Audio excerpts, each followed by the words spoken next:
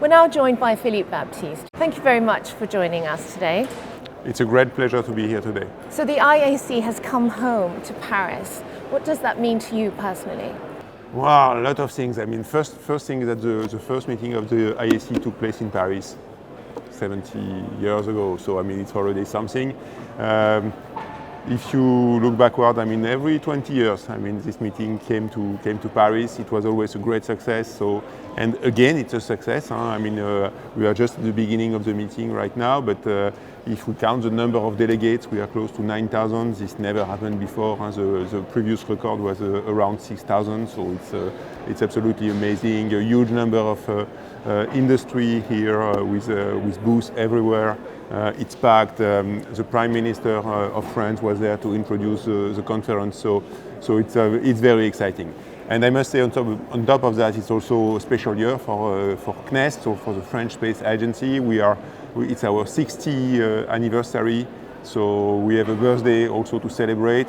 We do this at the same time, and at the same time, we also have a new contract with the government with very strong strategic priorities. What are the priorities for the CNES this year? Well, basically, as I mentioned, we have signed a new contract with the French government with 4 very clear strategic priorities. The first one, of course, is to support, I mean, all activities we have in science. And so this means basic science, exploration, understanding the universe, but also applied science in the ISS or things like that. And this basically is done either through collaboration inside ESA, the European Space Agency, or directly with other international agencies. And we have many direct collaborations, so of course with NASA, but also with the Japanese agencies, the JAXA, with the Indian agency, and also with the Emirates. So I mean, many different collaboration on science. So this is the first priority. Second priority is about strategic autonomy. So this means basically that we need to be able to have, on the first hand, an independent European access to space. On top of that, so there is strategic access to space, because we believe that if we want to be big players, if Europe wants to be a big player in space, it has to have some kind of independent access to space. So this is the third priority. And finally, and it is perhaps one of the most important ones, is priority around Earth observation. Earth observation is absolutely key for climate because we need the data from space to monitor the health of Earth. And only in space you can do that.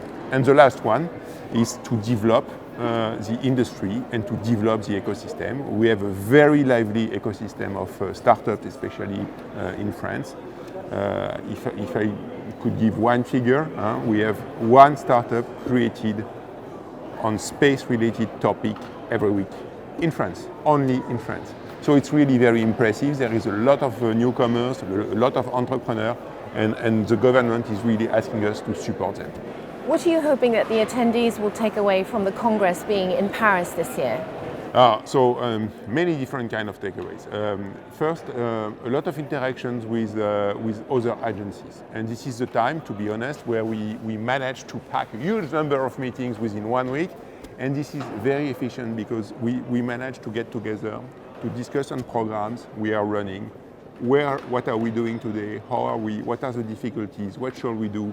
Perhaps shall we cancel this program or increase the speed of this other program and so on. So it's really technical meetings, but it's really very, very efficient to be all around in the same place. As in any scientific field, and technical field, this is the time where basically you listen to not only to the strategic priorities, but also to the technical and scientific advance of the community.